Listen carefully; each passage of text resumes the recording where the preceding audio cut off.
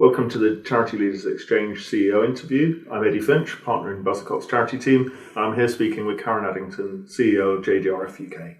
So Karen, perhaps now we could turn our attention to the strategy of the organisation, and obviously the Chief Exec has a huge role in shaping that. First of all, how often do you review your strategy and think about refreshing it? So we review our strategy every 3 years. So we're currently partway through a 3-year strategy to the end of our financial year, 2017. We do this both from the top down and from the bottom up.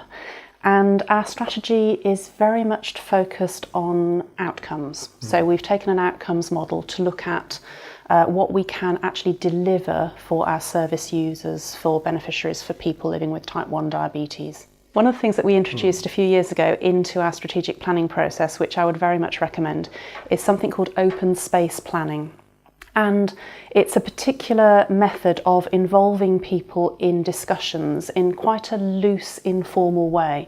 And it really worked well for us. It enabled people from across the entire charity and volunteers and supporters and up to our board of trustees to come up with ideas, to explore them, to review what we're currently doing, and it just worked really well. It threw up some new opportunities for us. It made us think about some of the things that we were previously doing and think perhaps that we didn't need to prioritise those anymore. Really good method of planning.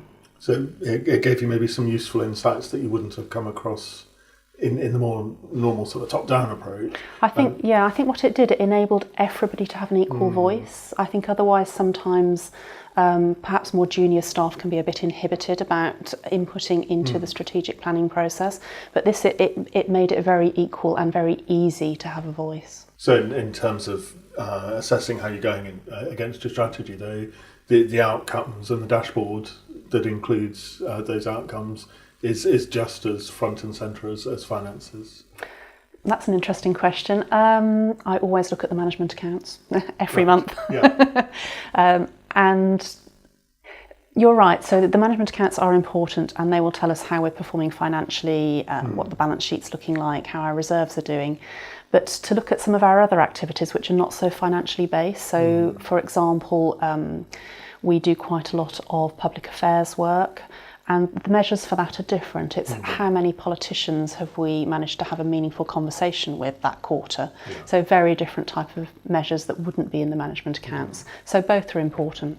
So in terms of your strategy, we talked earlier about the international family of JDRFs.